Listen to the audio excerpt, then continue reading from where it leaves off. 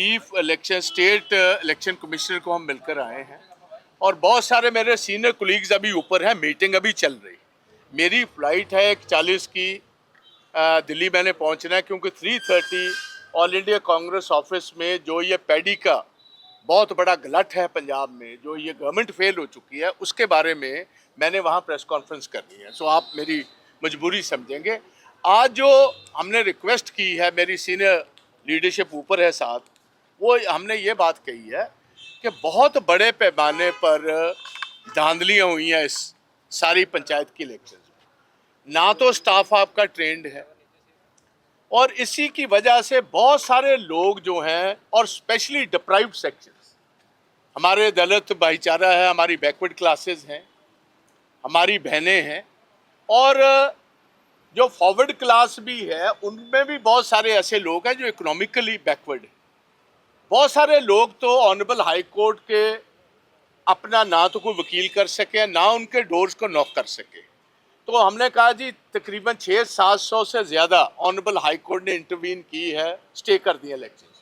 चंद आपने गिद्दड़बाहा ब्लॉक को भी देखा है, जैसे धांधली हुई है, खुद स्टेट इलेक्शन कमीशन ने भी स्टे कर दी।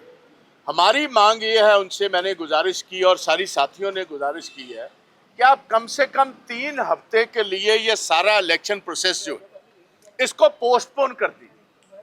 हम कैंसिलेशन, पंचायत की इलेक्शंस की कैंसिलेशन नहीं मांग रहे, हम पोस्टपोनमेंट मांग रहे हैं 3 हफ्ते का, सो दैट इसमें जिन लोगों के सबसे पहले तो नॉमिनेशंस कैंसिल हुए या किसी को एनओसी नहीं दी गई या रिटर्निंग ऑफिसर्स ने किसी का हक मार दिया, और इसमें हमने बहुत सीरियस डिस्क्रिपेंसीज हैं। एक डिस्क्रिपेंसी बड़ी तो ये है कि जो इन्होंने वोटर लिस्ट उठाई है वो है 1 जनवरी 2023 की, और जो हमारे लोकसभा की इलेक्शंस हुई है वो 1 जनवरी 2024 की। तो इसमें बहुत सारे वोटर्स जिन्होंने पार्लियामेंट में वोट डाली है वो पंचायत इलेक्शंस में उनका वोट ही नहीं। बहुत सारे इसी वजह से ना तो मेंबर पंचायत खड़े हो सके, ना सरपंच खड़े हो सके। नंबर 2, हमने ये बात कही है, हमें ये खदशा है कि जो आपने ये जो बैलेट पेपर है प्रिंट करवाया है, इसका पैरेलल बैलेट पेपर ये आप वाले जो है प्रिंट करा रहे हैं, और फर्जी बैलेट।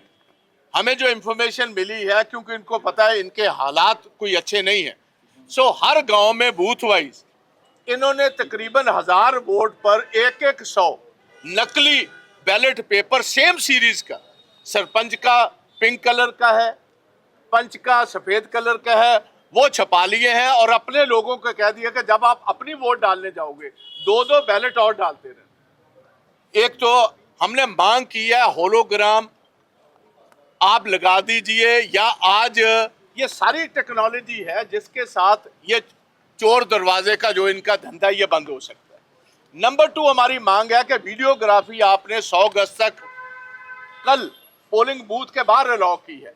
अब इलेक्शन कमीशन ने, स्टेट इलेक्शन कमीशन हमें विश्वास दिलाया कि कल की इन्होंने एक चिट्ठी भेज दी है कि जो कैंडिडेट है सरपंची में खड़ा हुआ या उसका इलेक्शन एजेंट है, वो जब गिनती होगी, हमारी गुजारिश है कि जब वोटिंग ओवर हो जाएगी 4 बजे, उसके बाद अंदर इलेक्शन की काउंटिंग वहां होगी, और काउंटिंग में धांधली होने का बहुत ज्यादा खदशा है हमें सारी ऑपोजिशन पार्टी।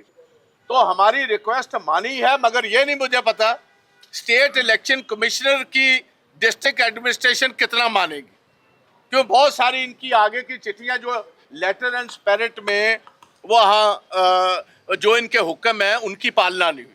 तो इन्होंने ये बात हमें तस्लीम की और ये कहा है कि अगर कोई वोटर लिस्ट जो वहाँ कैंडिडेट है वो गिनती में अपने कैमरे के साथ उस सारी प्रोसेस को ऑन कैमरा लेना चाहेगा, हम अलाउ करेंगे। अगर कैंडिडेट नहीं है तो उसका इलेक्शन एजेंट कर सकता है। सो ये सारी बातें हमने इनके सामने रखी है। हमने मांग की है कि 3 हफ्ते आप पोस्टपोन कर दीजिए, उसमें जितने लोगों का हक मारा गया सभी को हक मिल जाएगा।